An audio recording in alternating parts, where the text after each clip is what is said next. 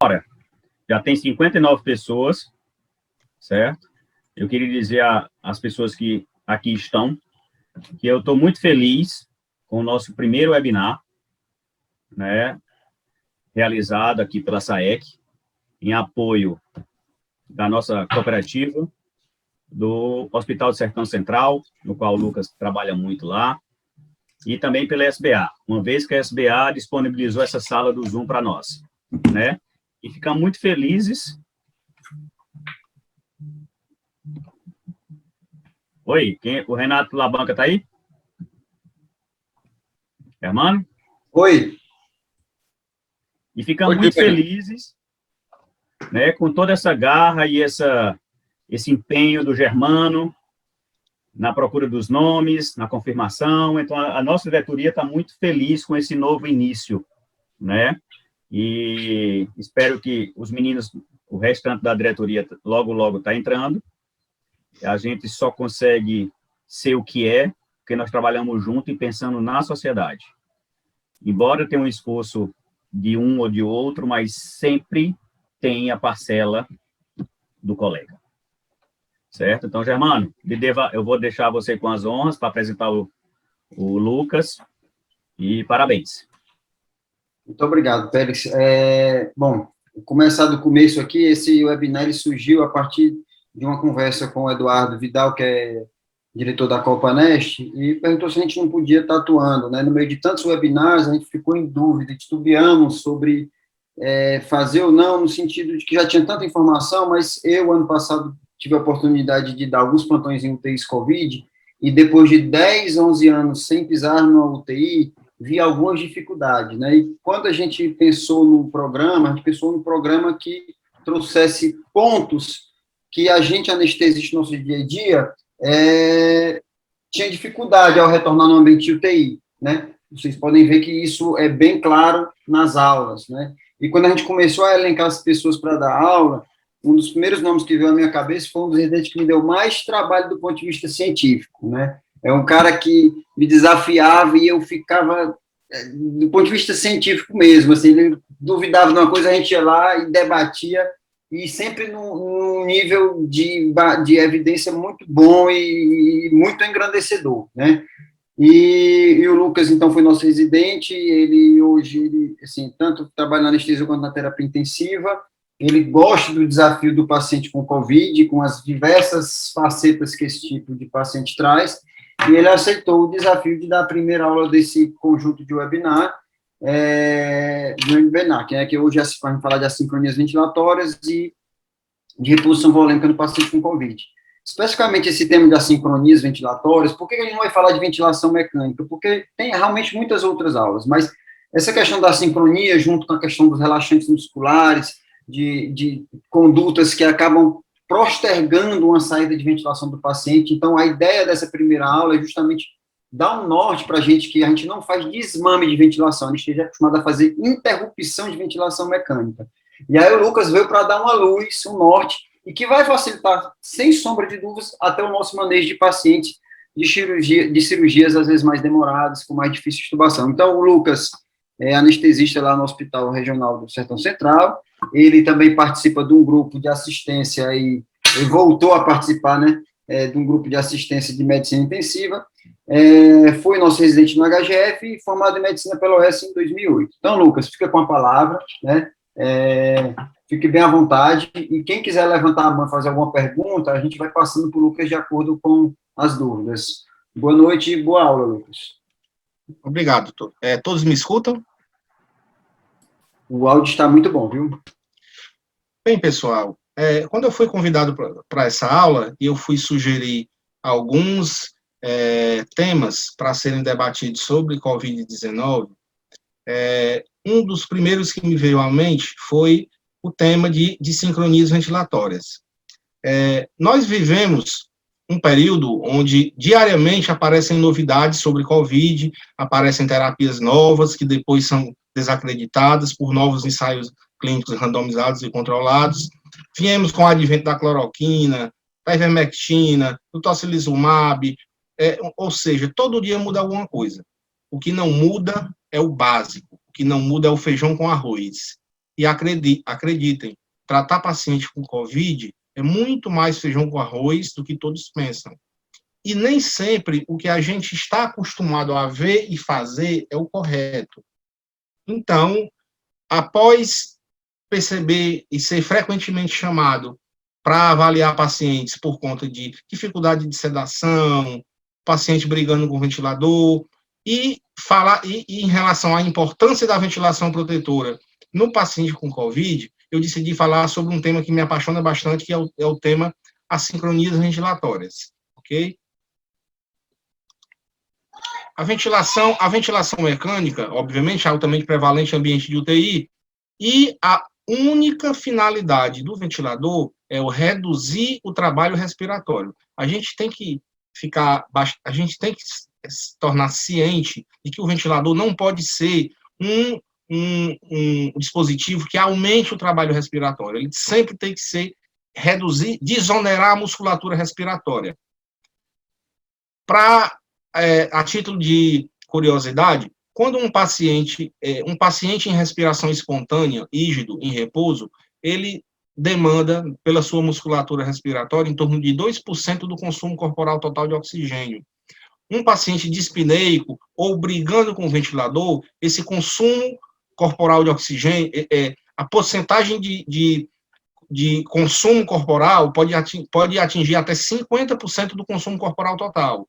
Então, vejam que a musculatura respiratória, por ser uma musculatura de endurance, é uma musculatura que pode responder por boa parte da demanda metabólica do paciente. E um paciente limítrofe, um paciente que apresenta comorbidades que levam a uma fisiologia, uma reserva fisiológica limítrofe, eles têm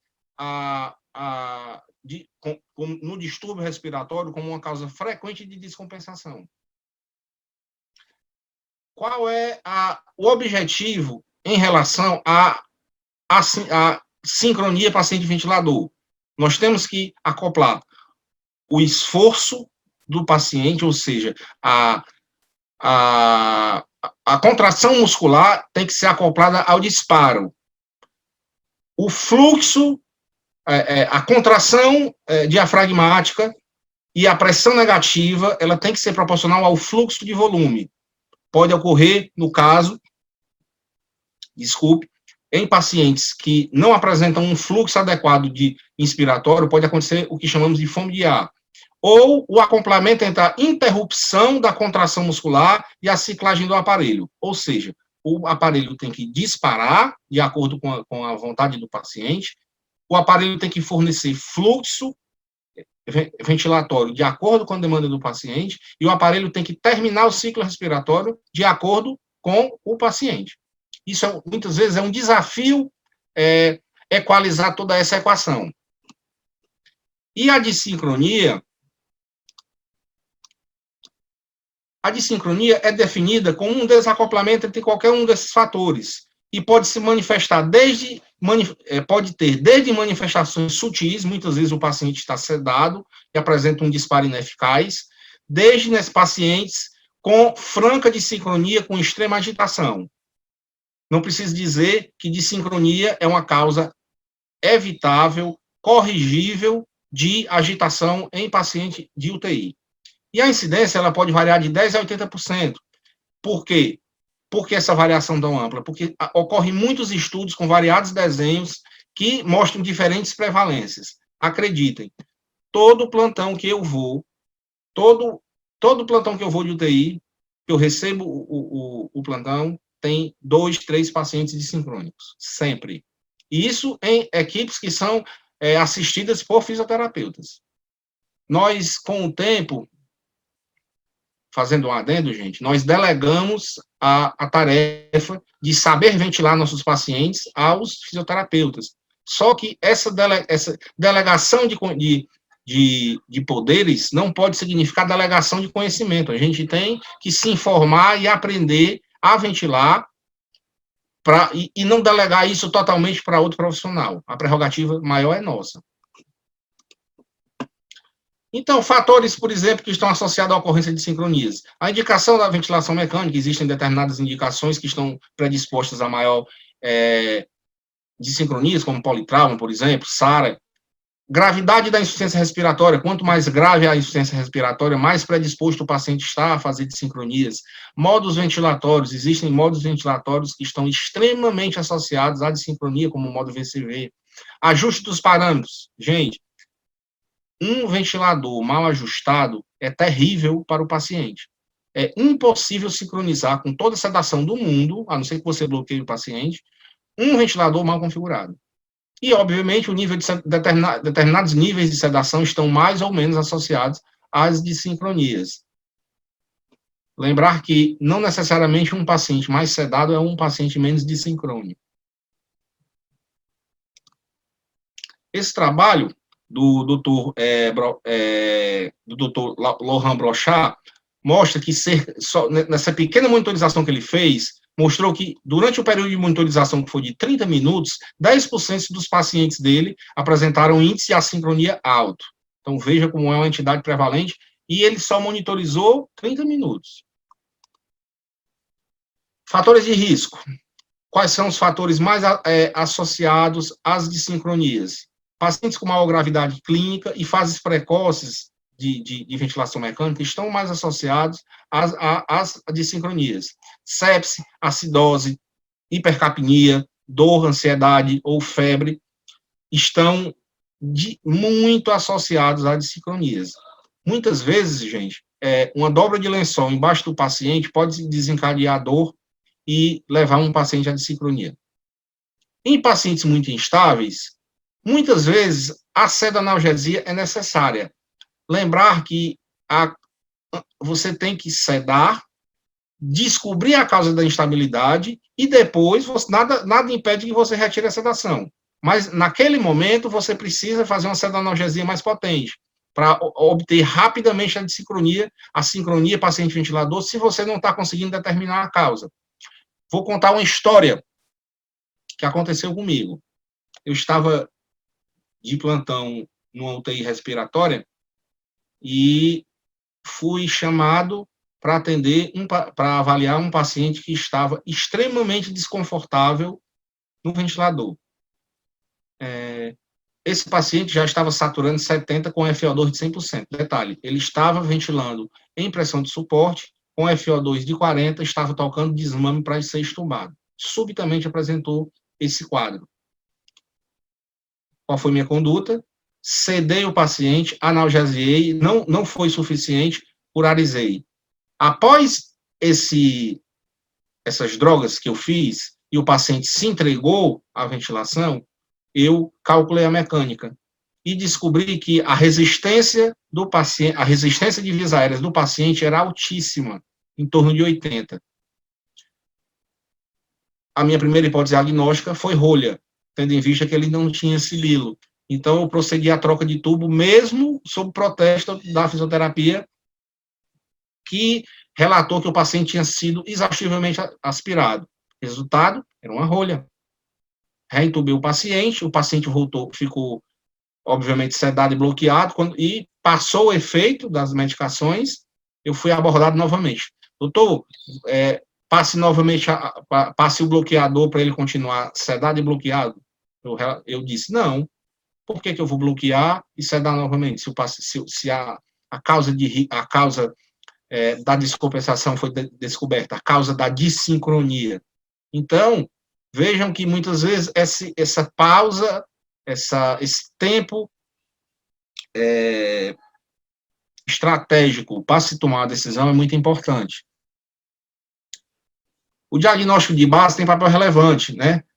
A DPOC apresenta uma série de características únicas que levam a alguns tipos de dissincronia, como disparo ineficaz, como alto PIP, e é muito importante conhecê-los. A síndrome do desconforto respiratório agudo, também, nós temos pacientes extremamente pouco complacentes, pacientes com hipercapnia, que disparam o drive respiratório, acabam fazendo fluxos e volumes não protetores, que muitas vezes são necessários lançar mão de sedativos ou bloqueadores neuromusculares. Relacionado ao ventilador, que fatores de risco relacionados ao ventilador estão mais associados a dissincronias? O modo VCV, gente, é muito mais associado a dissincronias que o modo PSV ou PCV. Uma coisa interessante que eu vou também durante essa aula eu vou relatar uma série de experiências, né? Elas vêm à minha memória de surpresa. Eu vejo muito anestesista, quando vai estubar, manter o paciente em VCV. E o paciente acorda subitamente, extremamente desconfortável, e você tem que. E o anestesista estuba o paciente nas carreiras, né, de forma atabalhoada. Por que o paciente acorda tão agitado? Porque ele acorda desincrônico, porque ele está utilizando um modo ciclado a fluxo, né, com fluxo quadrado. E muitas vezes, pegar um paciente que está desincrônico em modo VCV e mudar para um modo de pressão controlada ou um modo de pressão de suporte, o paciente se torna muito mais confortável, porque são modos de fluxo livre. Disparafluxo versus a pressão. Pacientes ventiladores que estão ciclados a pressão estão mais associados ao disparo ineficaz, principalmente em pacientes que estão fazendo auto-PIP. Isso eu vou detalhar melhor mais à frente. Finalmente, vamos às assincronias. O diagnóstico de assincronia é basicamente visual. Nós temos que nos adaptar às curvas normais e às curvas patológicas, as curvas que têm alterações. Eu não tenho a menor pretensão aqui de ensinar e que todo mundo saia daqui um exímio diagnosticador de assincronia e já saiba fazendo miséria, né? Mas é importante vocês prestarem muita atenção nas próximas curvas que eu vou mostrar e tentarem entender como se dá esse diagnóstico. E é importante, o maior recado que eu queria dar nessa aula é que o paciente que está desincrônico, agitado, quando você corrige a desincronia e faz o ajuste correto, o paciente melhora da água para o vinho, inclusive a sua mecânica pulmonar, inclusive a sua oxigenação. Bem, as assincronias existem 3 tipos: a de disparo, a de ciclagem e a de fluxo. Existem 4 tipos de sincronia de disparo: disparo ineficaz, autodisparo, duplo disparo e disparo reverso. Existem 2 tipos. Existem 2 tipos de ciclagem. A ciclagem prematura, quando o paciente ele tem um tempo inspiratório maior, neural maior do que o ventilador, ou seja, o paciente quer respirar, mas o ventilador não deixa. O ventilador encerra o ciclo e vai para a expiração. Como a ciclagem tardia, quando o paciente quer expirar e o ventilador ainda fica empurrando o ar. O fluxo, as dissincronias de fluxo, nós temos a under pressure e a over pressure. Vamos mostrar cada uma.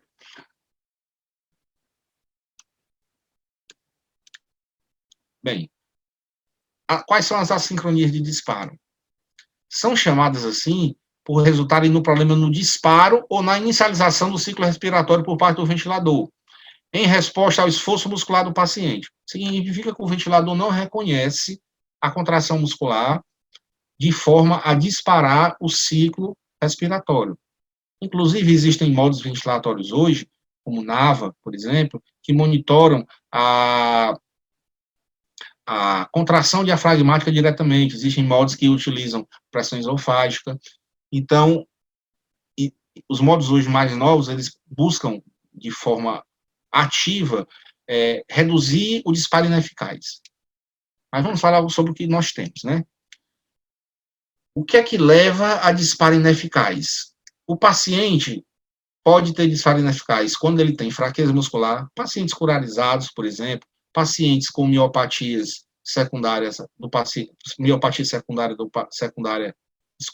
miopatia do paciente crítico, pacientes com Guillain-Barré, pacientes com miastenia graves, pacientes com hipocalemia, pacientes com hipomagnesemia, pacientes com auto-PIP, pacientes, por exemplo, com DPOC, que tem um tempo expiratório longo e que o paciente faz uma inspiração durante o período expiratório e não consegue disparar o ventilador.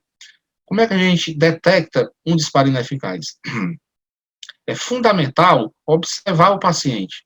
Você palpa o tórax do doente, você observa a curva do capnógrafo, e com base nisso, você vai perceber que o paciente faz uma inspiração, faz um esforço respiratório que não é acompanhado de um ciclo, né? Nós temos nessa curva, nós temos aqui 3 curvas, a curva de fluxo, a curva de pressão e a pressão esofágica. A pressão esofágica é um catéter colocado no esôfago que permite detectar a pressão pleural. Vejam que o catéter esofágico, ele negativa e ocorre um ciclo. O catéter esofágico negativa e não ocorre ciclo nenhum. O catéter negativa e ocorre um ciclo. Nós não temos catéter esofágico aqui no Ceará, mas nós podemos observar o esforço do paciente, palpando o tórax do paciente, ou observando a curva com essas depressões, cujo esforço não está sendo correspondido por um disparo no ventilador. Nesse caso, aqui nesse caso, é um paciente com fraqueza muscular. Ele tem uma PMUSC, uma pressão negativa muito baixa. Nesse outro caso, essa segunda curva, nós temos um paciente que apresenta retenção do fluxo, ou seja, o paciente não zera a curva de fluxo, ou seja, ele tem um aprisionamento de ar, e no ciclo seguinte, o paciente apresenta um esforço, né, que tá aqui, detectado pela pressão esofágica, mas que esse esforço não é correspondido por um ciclo, né? Então, é mais uma situação, o DPO-cítico é altamente predisposto ao disparo ineficaz. Disparo ineficaz está altamente associado à lesão diafragmática. Então, o tratamento, pessoal, é modificar a sensibilidade para o valor maior possível, ou menor trigger. Trigger é aquele valor de pressão que você configura. Você deixa o aparelho o mais sensível possível, né? Ou com o menor trigger, em torno de 3, menos 3, menos 2, mas um trigger que não desencadeie autodisparo, que forma que seja um trigger e o paciente também não dispare sozinho. Né? Em situação de auto-PIP, Lucas, vou te interromper aqui só um pouquinho, para tirar uma dúvida, para você esclarecer. O que é que tu usa para trigger, pressão ou fluxo? Eu gosto de fluxo. Eu gosto de fluxo, principalmente num paciente que faz auto-PIP, eu aumento um pouco a PIP, eu aumento a PIP cautelosamente, tento estimular ali a PIP intrínseca, porque isso melhora o aprisionamento de ar e facilita o disparo do ventilador. Junto disso, eu geralmente mudo a ciclagem de pressão para fluxo, que está menos associada a disparo ineficaz. De forma geral, eu sempre uso a fluxo, quando o ventilador tem. Alguns ventiladores não têm. Tá? Então, em situação de auto-PIP, o que eu vou fazer? Eu vou combater o auto-PIP, reduzir o tempo inspiratório, aumentar o fluxo inspiratório, reduzir a pressão de assistência, reduzir a pressão, o ΔP, que toda redução de ΔP, que é a diferença pressão de pico menos a PIP, toda diminuição dessa pressão vai diminuir o tempo inspiratório. Aumentando o tempo inspiratório, eu vou aumentar o tempo expiratório, e esse aumento do tempo expiratório vai facilitar o disparo adequado do paciente. Bem, eu falei do disparo ineficaz, agora eu vou falar do autodisparo, bastante comum. O ventilador dispara um ciclo ao reconhecer indevidamente uma variação de fluxo ou pressão no circuito, como sendo um esforço muscular do próprio paciente. Significa que ele reconhece um estímulo inadequado como um estímulo respiratório, né? Isso basicamente acontece por vazamento, né? Por a presença de condensado na traqueia, vazamentos. Eu já detectei alguma cuff furado, por exemplo, um paciente fazendo autodisparo, quando eu fui ver era cuff furado, cuff vazio, né? Ou um paciente que esteja muito hiperdinâmico, séptico, com regurgitação aórtica, essa tem um precórdio que transfere para o sistema respiratório, essas variações de pressões, e é reconhecido como um ciclo. Então, a gente vê no primeiro exemplo, um paciente que apresenta um vazamento de ar. Como é que eu sei que esse aqui é um vazamento? É porque o paciente não zera o volume que entrou. O volume que entrou não é o mesmo que saiu. Essa diferença, o ventilador, ele se autocompensa e passa a considerar do zero de novo. Então, essa escadinha aqui, ela demonstra um vazamento. E esse vazamento está associado com o disparo de um ciclo respiratório que não foi acompanhado de esforço, né? Então, um fenômeno de autodisparo. Nesse outro caso, nós temos oscilações na linha de base da linha de fluxo, tempo, cuja frequência é semelhante à frequência cardíaca. E isso determina o disparo de alguns ciclos. Tá? A partir do momento em que houve uma mudança da sensibilidade de pressão para fluxo, parou de acontecer esse disparo, esse autodisparo.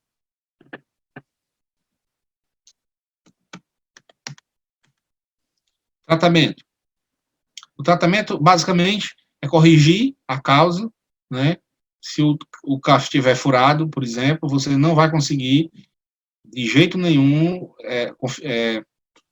sincronizar o paciente com mudança de PIP nenhuma, a não ser que você, com mudança de trigger nenhuma, a não ser que você tire a sensibilidade, né? Mas aí o paciente vai ser prejudicado porque ele não vai disparar o ventilador.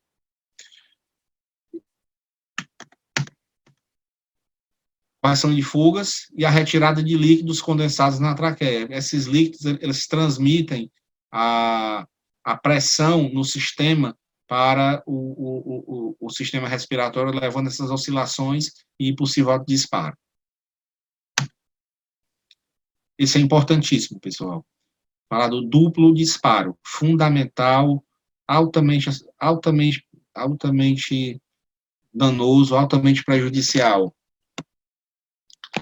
Consiste na oferta do ventilador de 2 ciclos consecutivos para apenas um esforço muscular do paciente, ou seja, ocorre quando o esforço do paciente dispara 2 ciclos. Ocorre quando o tempo inspiratório neural do paciente é maior do que o tempo inspiratório do ventilador. Basicamente, significa que o paciente dispara um ciclo, o ventilador manda a pressurização ou fluxo de ar, e, entretanto, após terminar o ciclo respiratório, o paciente faz um novo esforço, e isso desencadeia um novo ciclo. A questão é que o pulmão não tem tempo de esvaziar-se adequadamente, levando a uma hiperinsuflação e possível quadro de Ville, né? A gente vê no exemplo vários ciclos com duplo disparo, que tem essa morfologia. O paciente dispara um ciclo, né, e depois dispara outro. Né? E perceba que o volume corrente desse ciclo é muito maior do que o volume corrente do ciclo normal, levando a um quadro de um volume alto, um volume de 750 ml, um volume já que predispõe a volutrauma. A morfologia é essa. Um esforço respiratório antes, sempre tem um esforço respiratório, com mais 2 ciclos, um atrás do outro. Basicamente, como eu falei antes, o duplo disparo ocorre porque o paciente tem um tempo inspiratório neural dele que não é atendido. Você dá para o ventilador tem um tempo inspiratório que é muito inferior ao tempo inspiratório neural. O que tem que ser feito é adequar o tempo inspiratório do ventilador ao do paciente. Então, como é que eu vou fazer isso? Aumentar o tempo inspiratório no modo pressão controlada. Aumentando o tempo inspiratório, eu vou adequar o meu tempo neural, o tempo respiratório ao tempo neural. No modo VCV, eu posso diminuir o fluxo, aumentando o tempo inspiratório. No PSV, nós não temos, no modo de pressão de suporte, nós não temos controle sobre o tempo inspiratório. De forma que, por quê? Porque o tempo inspiratório é determinado pelo paciente. Como é que eu posso manipular o tempo inspiratório num paciente que está em PSV? Eu posso reduzir a porcentagem de ciclagem, que vai de 10, em torno de 10 a 70%. Se eu aumentar o percentual de ciclagem, o tempo inspiratório cai. Se eu diminuir o tempo de porcentagem de ciclagem, o meu tempo inspiratório aumenta. Como eu quero aumentar o tempo inspiratório no caso do duplo disparo, eu vou reduzir o percentual de ciclagem. São conceitos chatos, pessoal, específicos, para quem nunca teve experiência com isso pegar, mas eu recomendo uma leitura, né? E eu garanto que é um tema extremamente relevante e extremamente importante, né? Não deixem de adquirir esses conceitos. O disparo reverso. O disparo reverso ocorre basicamente quando o ventilador dispara um ciclo que ocorre que por mecanismo reflexo, deflagra uma contração diafragmática, levando a 2 ciclos. Um mecanismo parecido com o duplo disparo. Você tem um empilhamento de volume. Um empilhamento de volume corrente. Percebam que aqui o paciente não teve esforço respiratório, fez um ciclo que levou a uma contração diafragmática que desencadeou outro ciclo respiratório. Então, ocorre um empilhamento de volume, vejam que o volume aumenta bastante em relação ao ciclo normal. Esse é o ciclo normal, esse é o ciclo com disparo reverso. Isso pode também levar a volutrauma. O tratamento do duplo disparo, o disparo reverso, é basicamente o mesmo do duplo disparo. Significa que eu vou aumentar o tempo inspiratório. Como? No modo PCV, eu aumento diretamente o tempo inspiratório. No modo VCV, eu posso diminuir o fluxo inspiratório.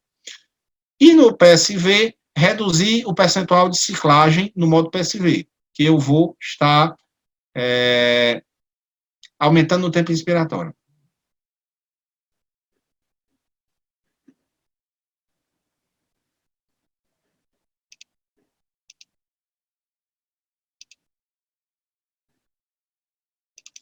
Quais são as assincronias de ciclagem?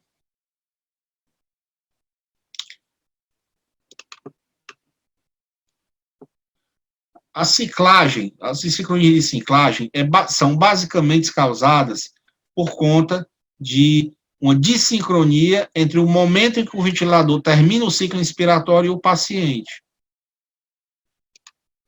Vejam, por exemplo, nessa curva, que durante essa curva de fluxo, percebe-se essa alteração aqui, ó. A curva ela é para ser bem hiperbólica, mas ocorre essa alteração. Isso é uma alteração típica de ciclagem precoce. Significa que o ventilador terminou o ciclo muito cedo e ainda o paciente ainda quer respirar. A partir do momento em que eu aumento o percentual de ciclagem do PSV, aumentando o tempo inspiratório, a dissincronia vai se resolvendo. Como eu falei, o tratamento envolve o aumento do tempo inspiratório, né? Reduzindo o fluxo inspiratório no VCV ou aumentando o tempo inspiratório no PCV. Em modo PSV, diminui a porcentagem de ciclagem. Como eu falei, que reduzir a porcentagem de ciclagem aumenta o tempo inspiratório. Pode-se aumentar a pressão de suporte acima da PIP, que isso tem sempre efeito em aumentar o tempo inspiratório. Sempre que você aumenta o ΔP, você aumenta o tempo inspiratório. A ciclagem tardia, ela se dá pelo inverso. O ventilador oferta um ciclo com um tempo inspiratório mais longo que o desejado pelo paciente. Ou seja, o tempo mecânico do ventilador é prolongado em relação ao tempo neural do paciente. Basicamente, é o contrário da ciclagem precoce. O ventilador, ele continua na inspiração e o paciente já não quer mais inspirar, ele quer expirar. Isso ocorre bastante no DPOC, porque a redução da velocidade de fluxo ela é lenta e o ventilador ele não detecta a mudança do fluxo para executar a ciclagem no modo pressão de suporte. No DPOC, como o fluxo respiratório ele é lento, essa redução de fluxo ela é lenta e isso não, o ventilador não cicla. Vejam nesse caso, que você tem um paciente que termina a inspiração aqui nesse momento e passa um bom pedaço aqui, ó, querendo expirar e não consegue, já com fluxo zerando. A partir do momento em que eu aumento a porcentagem de ciclagem, ou seja, eu reduzo o tempo inspiratório, a desincronia ela se corrige. Novamente, ciclagem tardia envolve reduzir o tempo inspiratório. No modo VCV, eu diminuo o fluxo, desculpe. No modo VCV, para reduzir o tempo inspiratório, eu vou aumentar o fluxo. Em PCV, eu reduzo o tempo inspiratório. No modo PSV, eu aumento o percentual de ciclagem, que tem efeito em reduzir o tempo inspiratório. E eu posso reduzir o suporte de pressão no modo PSV, que vai ter o efeito de reduzir o tempo inspiratório. Sincronia de fluxo.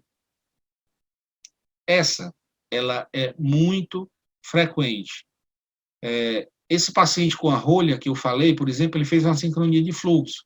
Ele tinha fome de ar, ele não tinha, a rolha não permitia que houvesse fluxo através do tubo. E isso levava a um que eu chamo de underpressure. Vou falar mais na frente. Também muito comum em pacientes de emergência que estão acidóticos e eles apresentam intensa desconforto respiratório, que muitas vezes a conduta do plantonista é sedar e bloquear, quando na verdade você aumentando o fluxo respiratório, você corrige isso de forma muito tranquila. O fluxo recebido pelo paciente no underpressure, ele é inferior à demanda ventilatória. Ocorre tipicamente em modos que o fluxo é ajustado pelo respirador. Como eu falei, no modo VCV está muito associado a esse tipo de desincronia. Mas também pode ocorrer no PCV e no PSV, quando o fluxo e a dimensão é insuficiente. Vejam aqui dois casos. O mesmo caso, desculpa, é um caso onde no modo VCV, percebam pelo formato da curva, que é uma onda de fluxo quadrada, pelo modo VCV, ele apresenta essa conformação aqui. Qual de forma muito sábia, ele mudou para o modo PCV, que é um modo de fluxo livre, e prontamente melhorou bastante essa desincronia. Entretanto, aqui apresentou um overshoot de saída ainda, que foi se resolvendo sozinho. Bem, um paciente que está com underpressure, ele tem que, temos que descobrir qual a causa dessa demanda aumentada, né? Pode ser febre, ansiedade, dor, acidose, rolha, né? Efetuar a troca de um modo de fluxo livre, como um paciente com esse tipo de desincronia, mudar para um modo de pressão, pode ser uma excelente alternativa. E observar o conforto e sempre ajustar. Você vai sempre observando as curvas, como elas ficam, se elas se adaptam à normalidade, e observar o conforto do paciente. Pode-se efetuar o ajuste do rise time, né, ou a rampa. Rise time, gente, é uma variável que a gente muda do ventilador, em que você reduz o tempo que o ventilador leva para atingir a pressão de pico, né? em pacientes que estão com demanda muito alta, é interessante deixar um rise time curto, tá bom? Um tempo de subida pequeno.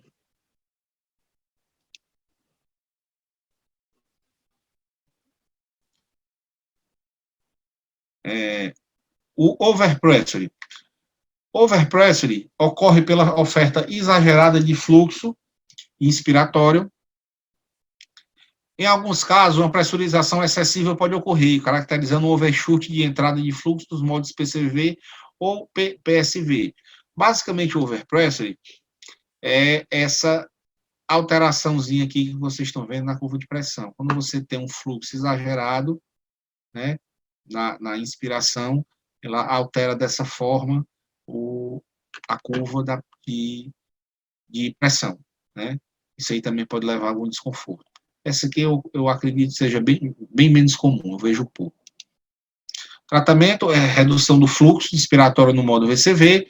No modo PSV, você pode aumentar o rise time, aumentar o tempo de subida, ou reduzir a pressão aplicada acima da PIP, que também vai reduzir essa dissincronia. Vou falar aqui rapidamente, agora dá uma parte mais... Lucas, só que antes de entrar no efeito adverso, tem uma perguntinha para agora e uma mais para o final, até a ordem diferente foram feitas, mas só para ajustar ao momento da aula. Ele perguntaram aqui se você usa capnografia para avaliar os ajustes, né? Na verdade, assim, você tem acesso, você usa e como isso pode ser feito? Eu uso frequentemente a capnografia nos pacientes COVID, porque são geralmente pacientes com espaço morto muito alto. Então, eu utilizo a comparação da PCO2 arterial com a capnografia, com a ETCO2, que me permite uma avaliação precisa, mais ou menos precisa, não é um capnógrafo volumétrico, mas uma avaliação mais ou menos precisa do espaço morto. E a capnografia, ela pode te dar uma pista sobre esforço respiratório não detectado. Então, eu sempre utilizo capnografia na UTI, na UTI COVID. Perfeito, obrigado. Tem outra para o final que eu vou perguntar. Vai para frente? Posso ir? Lucas, teve uma pergunta aqui, falando sobre padrão ouro, alguma avaliação para extubar paciente. Aí, se você puder falar o final, tá bom? Eu já alimento o final, porque aí já é um assunto um pouco mais ao final dessa sincronia, né? Tá bom? Aí, no final, você fala um pouco sobre isso. Tá bom. Bem, quais são as consequências da dissincronia? São inúmeras consequências, né? É uma coisa muito danosa para o paciente. E é uma coisa que basicamente depende de nós.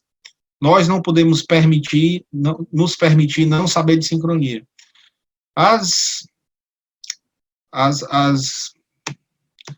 Os efeitos adversos são basicamente desconforto, dispneia, piora da troca gasosa, aumento do trabalho respiratório, miopatia diafragmática, interferência na qualidade e quantidade de sono, aumento da necessidade de sedação e bloqueio neuromuscular. Estamos vendo, eu acredito que nesse COVID, que relatam-se grandes aumentos da necessidade de bloqueio neuromuscular e de sedação, eu atribuo a uma grande porcentagem de plantonistas mais inexperientes com o ventilador que acabam não sabendo fazer essa sincronia de forma muito adequada. Aumento no tempo de ventilação mecânica e aumento de mortalidade. Esse estudo do Alexandre de Mouly, ele mostra que o modo VCV foi o mais associado a desincronias, quase 5 vezes mais associado a desincronias. E a elevação do fluxo ou do volume corrente foi capaz de atenuar os sintomas em 10 a 45 dos pacientes. É a modalidade que apresenta o maior desconforto no paciente não sedado. Para vocês terem ideia também, desculpe, nesse estudo, comparando NAVA com o PSV, o modo NAVA, que tem um índice, um melhor índice de assincronias do que o PSV, se associou, essa melhora desse índice de sincronia se associou a melhora de oxigenação. Vejam que uma média de 203 para 254. Significa que dissincronias elas estão associadas a pior oxigenação. tanto o suporte ventilatório excessivo, quanto o insuficiente, pode causar lesão diafragmática. Certas formas de assincronia, como o esforço ineficaz, principalmente quando ocorrem no meio do ciclo respiratório, elas podem levar à contração diafragmática excêntrica, levando à lesão. Significa que o diafragma ele está contraindo e ocorre o diafragma está relaxando e ocorre uma contração no meio do relaxamento. Isso ocorre uma lesão chamada entrapment.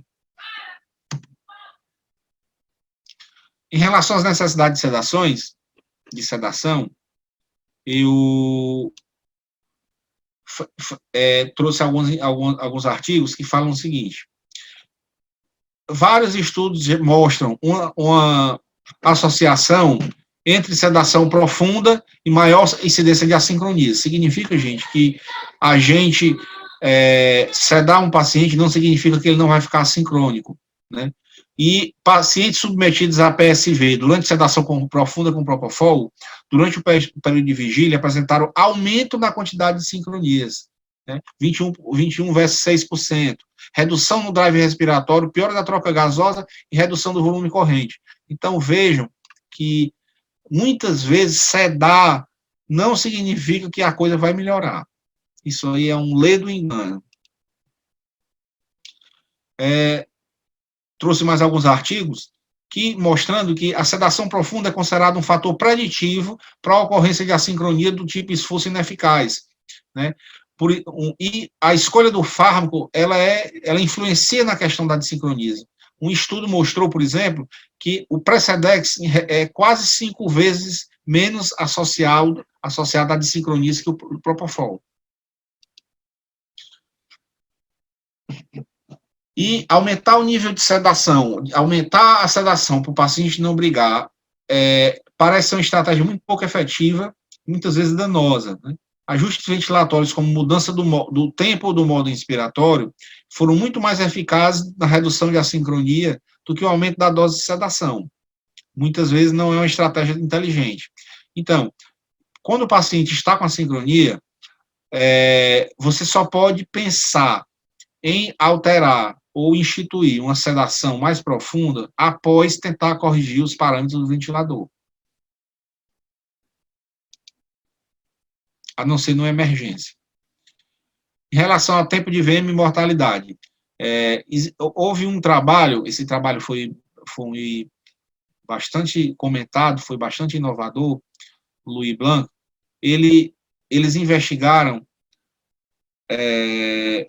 instalaram um software no ventilador e acompanharam por várias horas e dias os pacientes em ventilação mecânica com esse software que detectava dissincronia.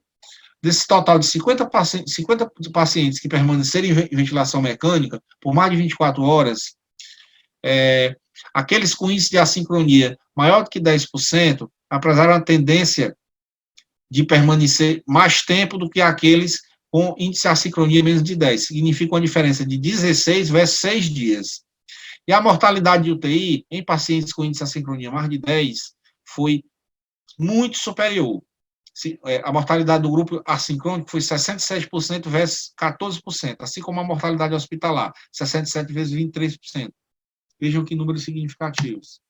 Então, é importante relatar a importância do tema e de que nós, a criarmos intimidade com essas curvas, tentarmos mexer no ventilador, tentar adaptar o paciente, sempre observando, com o tempo você certamente vai ser recompensado na sua prática clínica. Obrigado. Show, Lucas. Muito boa. Assim, lembrar então, né, Lucas, que a gente tem como opção no paciente que está brigando com o ventilador, não só a sedação, não só o bloqueio, mas sincronizar e procurar entender aquela curva que é realmente com o paciente, para poder tratar de maneira adequada. E você mostrou aí um dado de diminuição de ventilação mecânica que convence qualquer um a estudar e se aprofundar o assunto, né? Tu pode falar da pergunta do colega lá, antes de começar a próxima, o que é que você usa hoje em pacientes que estão em ventilação mecânica, principalmente mais prolongada, o que você usa como padrão ouro, quais são os critérios que você usa para estudar? Eu sei que esse é um tema de uma outra aula, mas se você conseguir resumir, já que foi perguntado, você poderia falar um pouco. Falando grosseiramente, sem falar nos índices mais... porque, assim, predição de falha na extubação é um tema extremamente amplo, né? Se você for falar aqui de monitorização do esforço respiratório do paciente, que eu iria passar o dia inteiro, falar de PMUSC, falar de EADIM, falar de pressão transpulmonar, PMUSC, P01. Então, existem vários marcadores, esses que eu falei, que estão associados a pior desfecho na extubação. Uma forma também de você avaliar a questão da extubação é você fazer uma manobra ou um teste de respiração espontânea, né, em que você deixa o paciente respirando isso de forma livre, ou utilizar uma manobra em que você coloca o paciente em pressão de suporte e faz um cálculo de um marcador chamado índice de Tobin, que é a frequência respiratória dividida pelo volume corrente em litros, que se abaixo de 100, 80, está muito associado a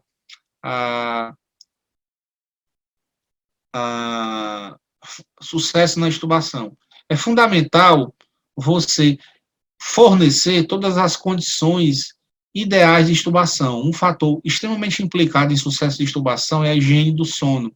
Esses pacientes não podem ficar sendo acordados à noite, esses pacientes não podem ficar sendo incomodados para fazerem exames intermináveis, eles têm que ter um excelente higiene do sono.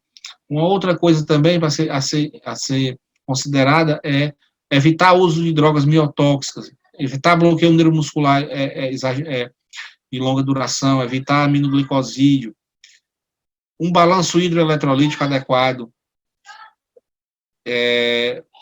fazer um balanço hídrico negativo adequado, que esses pacientes estejam secos, menos 500 por dia e menos 2.000 no dia da extubação está associado a um melhor desfecho, menor índice de reintubação. E o suporte nutricional também bastante importante. Também ia falar aqui sobre a hipofosfatemia, que é uma causa de falha na extubação que é bastante subdiagnosticada. Acho que era isso.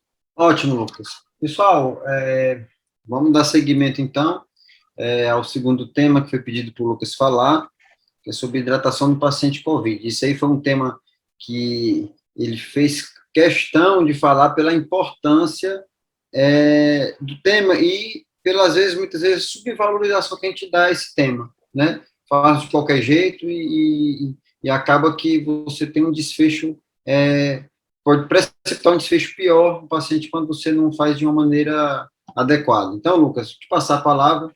Vamos fazer intervalo, não está todo mundo em suas casas, dá para tomar uma água enquanto escuta e pode dar seguimento, então. Posso começar?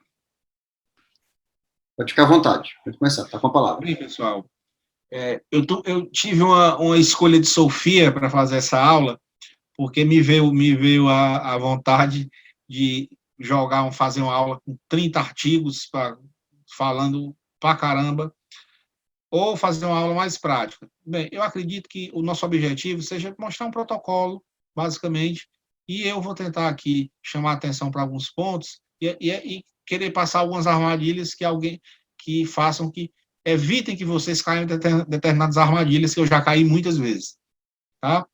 Então, basicamente, na terapia hídrica, eu vou ser, nessa aula eu vou ser extremamente prático. Na terapia hídrica do paciente com COVID, nós temos que usar o protocolo ROSE, que é resgate, otimização, estabilização e de ressuscitação. Durante a fase de resgate, né? Lucas, tu tá compartilhando a aula, acho que não tá aparecendo a aula que você tá querendo mostrar, cara. Ainda tá na outra. Não sei se você já começou. Tem que parar um compartilhamento de um e começar a outra, tá bom? Não sei se é Ok. outra.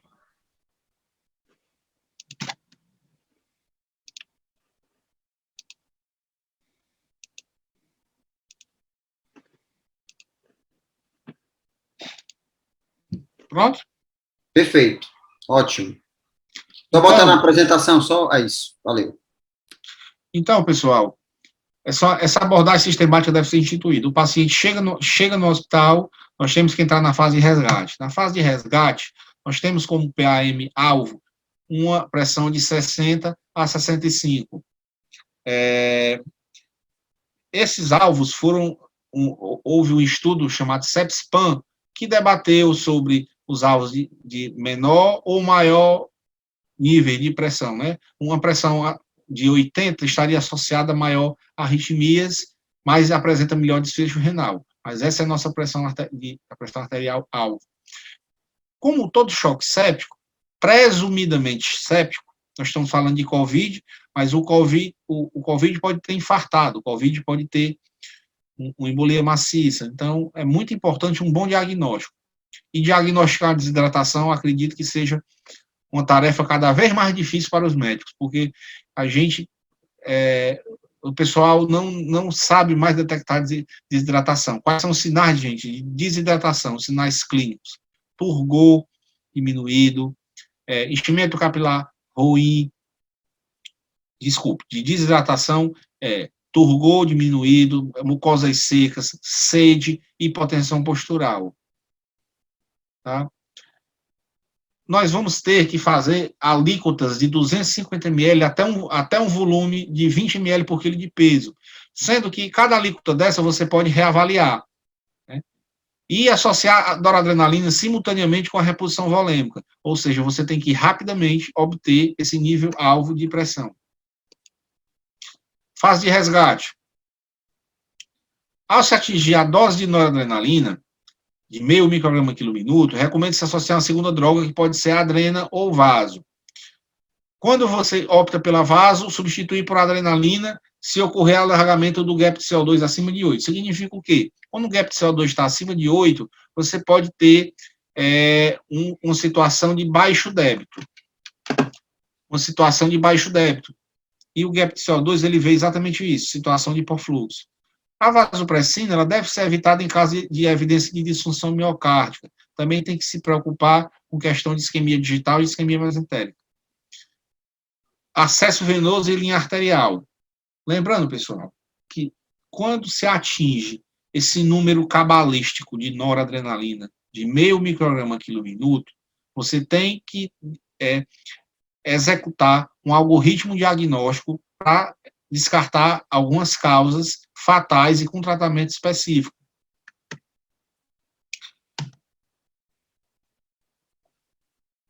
Eu queria fazer alguns adendos em relação a essa aula, que é o seguinte, interrompendo o protocolo, que paciente com COVID tem outras doenças também. Valorizar a queixa do paciente é importante. E eu percebi na minha prática que o grande detalhe, o grande dificuldade no COVID é saber manejar as complicações das comorbidades. Por exemplo, eu estou acompanhando um paciente agora no hospital que simplesmente eu fui auscultar, ela tinha uma quarta bolha. Aí eu me questionei o motivo da quarta bolha, fui ver um eco, o eco alterado. E esse eco alterado me levou a olhar o eco antigo. O eco antigo não tinha nenhuma alteração. Isso me levou a procurar a troponina. A troponina fez curva. Ou seja, ela tinha infartado e ninguém tinha percebido, com todos aqueles exames. E aí foi instituída a dupla antiagregação. Então, é muito importante detectar esses detalhes, essas queixas, e estabelecer o diagnóstico adequado.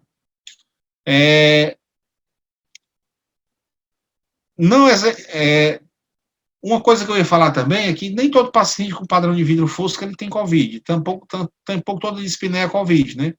Padrão de vidro fosco pode ser por conta de medicações, como sulfa, como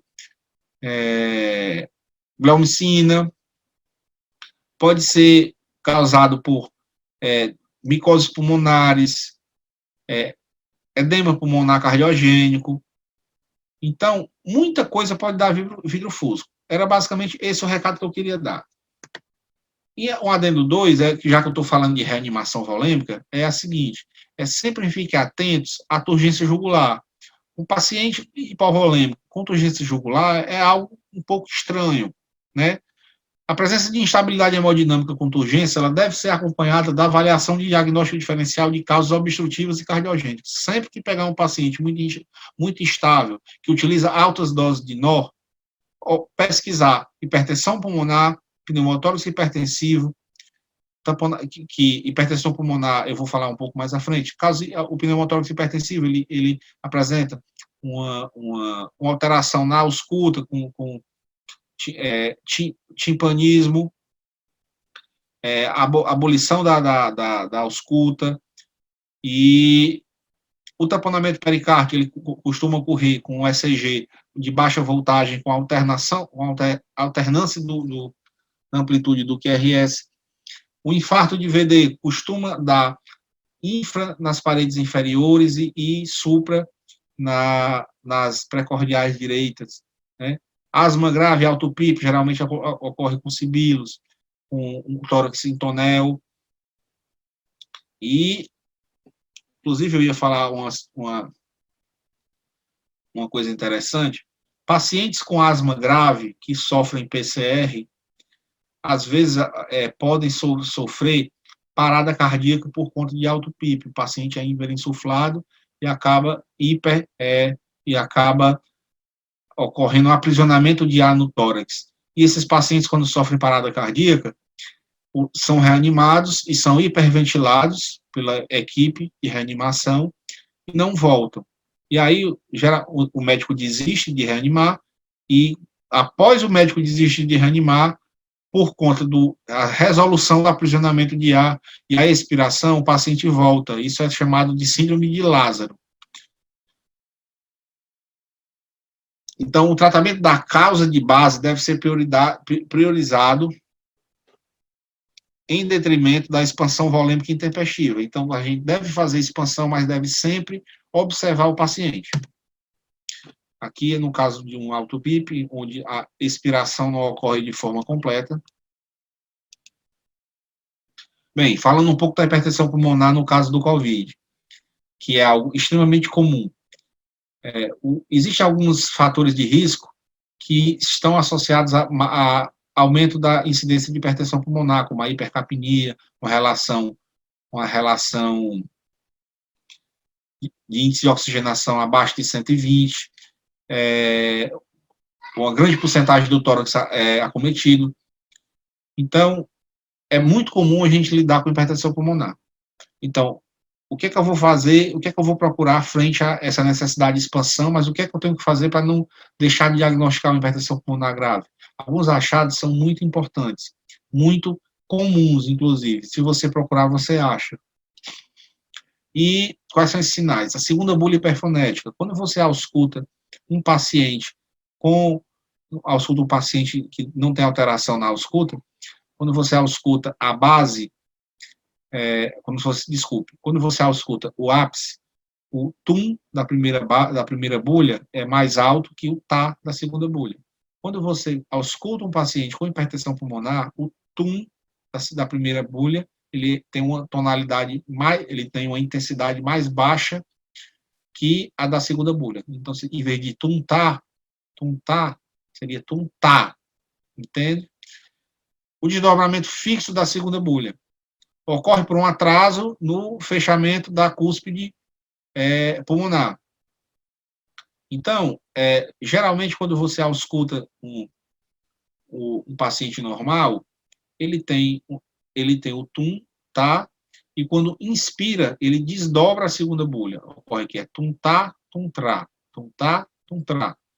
Quando você tem uma hipertensão pulmonar grave, ocorre um desdobramento fixo. Então, fica TUM-trá, na inspiração, também TUM-trá. É um achado bem eloquente.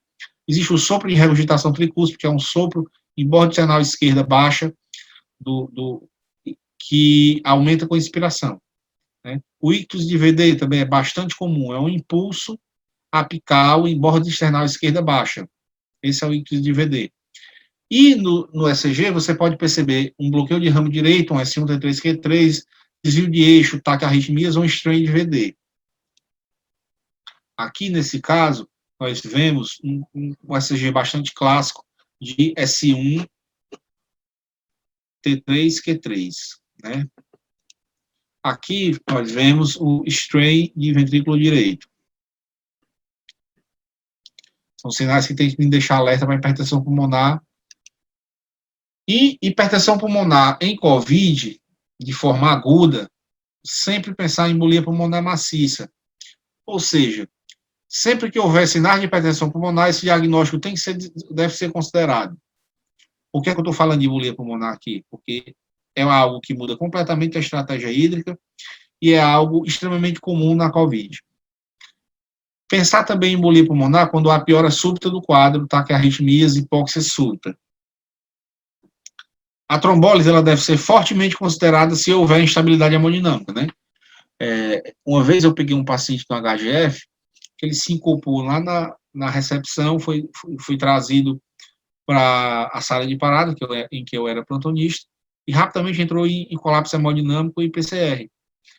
Nós começamos a reanimar, ele voltou em altas doses de vasopressor e foi observado pela ausculta que estava alterada, ela tinha segunda bolha hiperfonética, e o eletrocardiograma, que apresentava um bloqueio de ramo direito, um M-bloqueio, um bloqueio incompleto de ramo direito, nós decidimos realizar a trombólise prontamente, ele melhorou, ele foi de alta. Então, na embolia pulmonar maciça, a reposição agressiva de fluidos pode comprometer seriamente a interdependência ventricular com piora do débito cardíaco. É o chamado efeito Bernheim reverso.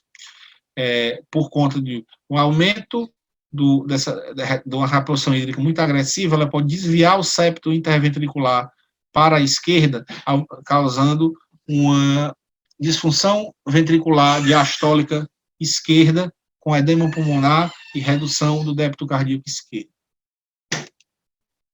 Aqui nesse exemplo, o ventrículo direito se abaulando para o ventrículo esquerdo, também nesse outro caso, e aqui chamado sinal D, o D-shape.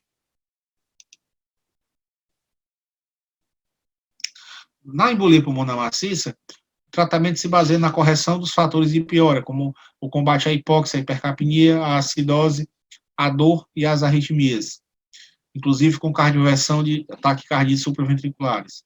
Posição prona, cautela com PIP acima de 12, a base do tratamento é com inotrópicos e com vasodilatadores pulmonares ou trombólise assim que possível.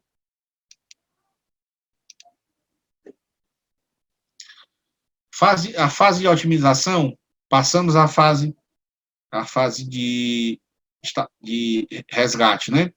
Nós estamos agora na fase de otimização. Fizemos a expansão volêmica do paciente, se ele tiver indicação, agora nós temos a fase de otimização.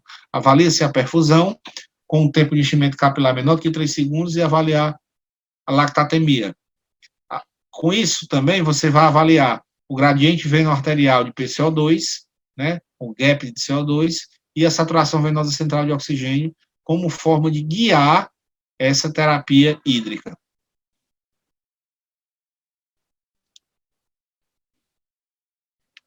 Aqui eu coloquei um quadrinho mostrando o ciclo vicioso da hiperidratação, em que você tem choque hipovolêmico, ocorre uma ressuscitação, levando a um edema intestinal, levando a uma hipertensão intraabdominal com oligúria, compressão da via mesentérica, hipertensão venosa e mais necessidade de fluidos.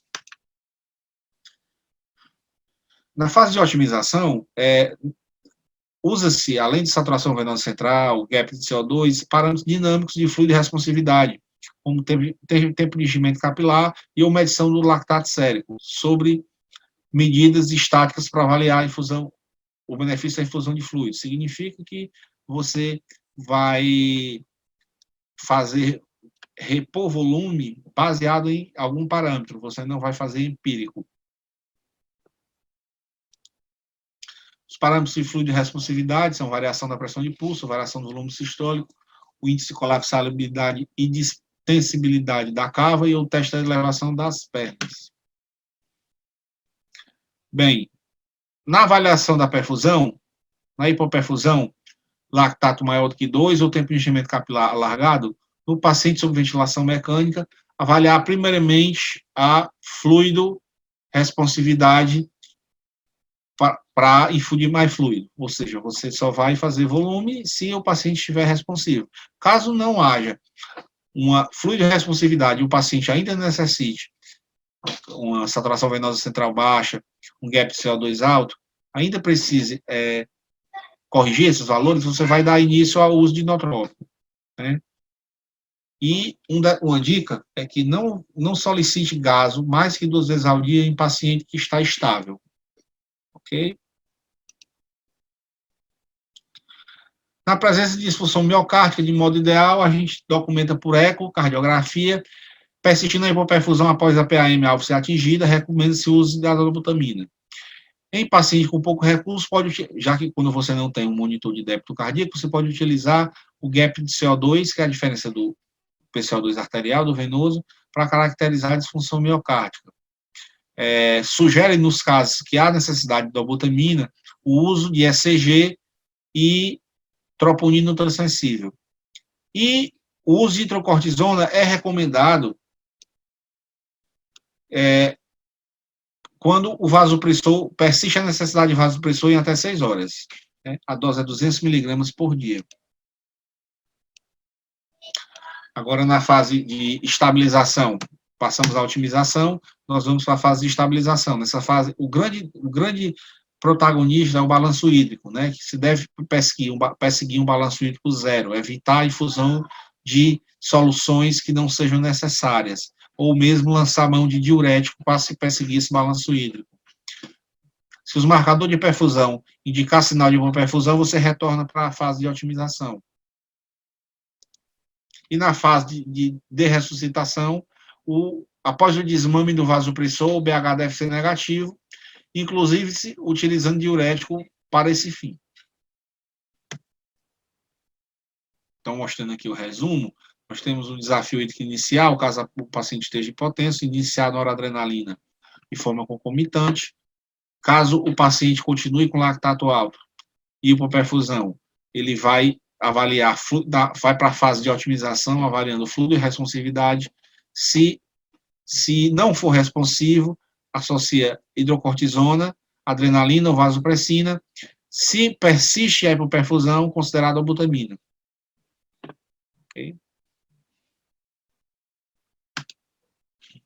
Eu vou falar só de alguns artigos que eu trouxe em relação à COVID, que é o seguinte: o uso de marcador dinâmico reduz mortalidade, tempo de UTI e duração de ventilação mecânica. O leg raising delta PPI ou VVS apresenta uma melhor resposta. A ressuscitação guiada por lactato, em comparação com a saturação venosa central, ela acarreta em menor mortalidade, menor tempo de UTI e menor tempo de ventilação. E o estudo posterior, comparando o lactato com o nome desse estudo, Andrômeda. Esse estudo, comparando lactato com o tempo de enchimento capilar, não mostrou diferença de mortalidade. Significa que você pode muito bem manejar esse paciente em choque que chega na sua emergência avaliando tempo de enchimento capilar.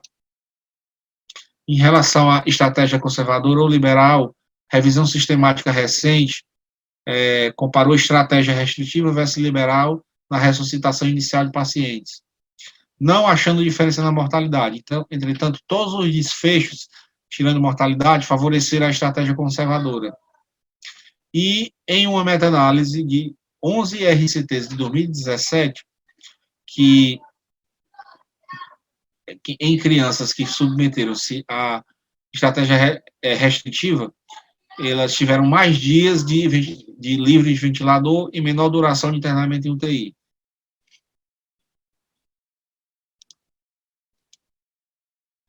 Em relação ao uso de cristalóide e colóide, nós temos vários estudos sobre isso, né?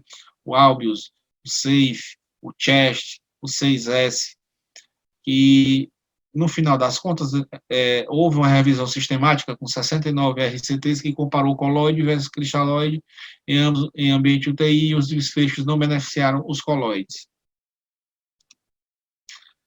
Tentei fazer uma aula mais resumida e bem pragmática, evitei cair na armadilha de fazer uma discussão muito prolongada e frutífera, que poderia se tornar maçante. É isso, professor. Antes de eu fazer o desfecho, o fechamento, Lucas, a Ivna levantou a mão. Eu não sei como é que eu faço para habilitar o seu, deixa eu ver se eu consigo habilitar o seu áudio. Não sei se eu consigo habilitar, porque não consigo, Ivna. Você pode escrever, Ivna? Não sei se ela... Eu não consigo habilitar. Bom, ela baixou a mão aqui, eu não sei se ela escrever. Bom, perfeito, Lucas. Parabéns. Esse protocolo ROSE, que você é melhor de nome do que eu, né? Os nomes você decora mais facilmente do que eu. É um protocolo que você tem, todo anestesista tem que estar na cabeça em que fase eu estou com aquele paciente que está crítico, né? Assim, é uma coisa que a gente tem que ter em mente. Rapaz, que fase? Eu estou na fase de reanimação, de otimização, não, só para resumir, como o Lucas falou, esse último slide aí, então, a reanimação volêmica é aquela urgência que o paciente está grave, crítico, agudo, depois você vai otimizar a partir de marcadores, VVS, FWP, depois, o S qual o significado do S mesmo, Lucas? Agora deu um branco, Oi? O S é o quê? O S é de quê? Reanimação, otimização... Estabilização. Estabilização, e depois é o desmame dos fármacos. Então, assim, queria agradecer o Lucas, depois de não sei quantos anos de convivência, ele já me convenceu a olhar sempre a jugular, né, que é um sinal que a gente não valoriza, né, a ausculta, talvez nem todo mundo tenha a capacidade de auscultar que o Lucas tem, mas a gente saber que existe marcadores que a gente pode usar e que a gente deve usar para reanimar, né. Lucas, eu tenho só uma dúvida em relação ao tempo de enchimento capilar que você falou aí no final. Eu pego muito paciente hipotérmico. Isso não prejudica, cara, esse tempo de enchimento? Acaba tendo uma vasofunção periférica, ou paciente com nora em dose mais alta. O que é que você vê isso na prática? Como é que você vê isso na prática? Isso compromete bastante o paciente hipotérmico, o paciente com nora em dose alta. Então, acaba que você tem que partir para outros marcadores mesmo. Perfeito. Né? Mas, assim, na fase inicial, o Andrômeda foi um estudo muito grande, muito decisivo. Naquela fase inicial, que o paciente chega na porta, isso mostra que instituições que não têm lactato podem tratar paciente em choque inicial, né? Mas depois que a coisa... E o bom que você mostrou aqui, como a gente já conversou, é com o mínimo de recurso você consegue fazer um tratamento adequado, né? Eu sei que se eu tiver um medidor de débito cardíaco, como a gente falou, é melhor, e aí, quanto mais invadir, às vezes também você pode gerar mais problema. Queria, então, mais uma vez agradecer ao Lucas. Eu não sei se o Péricles está aí, que ele também está entre aqui, tá aí, ó, apareceu. E a Assembleia, né, Péricles? Mas eu queria agradecer o Lucas em nome da SAEC. Esse é um projeto que, assim, que foi desafiador para mim. Quem me conhece sabe que eu gosto de olho no olho. O Lucas, acho que compactua com a minha personalidade de gostar de dar aula presencial, de olhar, ver a reação, parar. Quando você vê a reação dos alunos, você vê que ninguém às vezes não está acompanhando o raciocínio, você para e volta. É um desafio para quem gosta de aula presencial, fazer uma aula dessa sem ver a cara de ninguém, né? Eu digo isso porque eu tive muita dificuldade no ano passado dessas aulas. Mas, Lucas, você conseguiu realmente passar a mensagem de uma maneira objetiva, prática e factível de usar no dia a dia. Então, eu queria mais uma vez agradecer realmente, e a gente vai depois continuar com esse projeto com outras aulas e agradecer a presença de todos, passar a palavra aqui para o Péricles, que é o diretor-presidente, e agora conselheiro fiscal aí também. Eu fico extremamente feliz com o nosso pontapé inicial, com essa ação da SAEC, em conjunto com a Copanest, com o Hospital do Sertão Central, através do do nosso amigo Léo e agora com o Lucas, né, e o apoio da SBA. Então, fica assim, eu acho que nós não poderíamos ter começado de forma melhor, sabe, Lucas? Foi muito bom.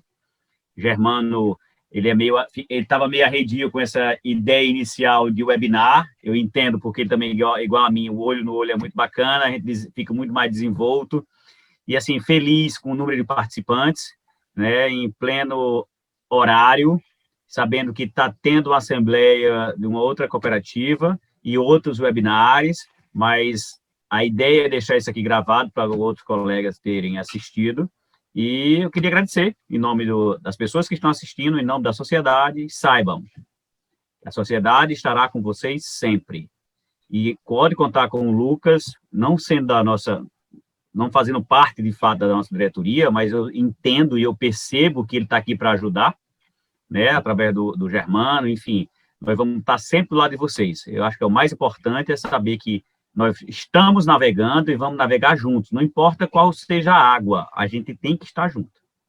O mar está aí e a gente vai ter que navegar. Muito obrigado pela presença de todos. Obrigado aí. Boa noite a todos. Muito obrigado, Lucas, mais uma vez. Até mais. Valeu, Félix. Tchau, tchau, pessoal. Boa noite. Boa noite.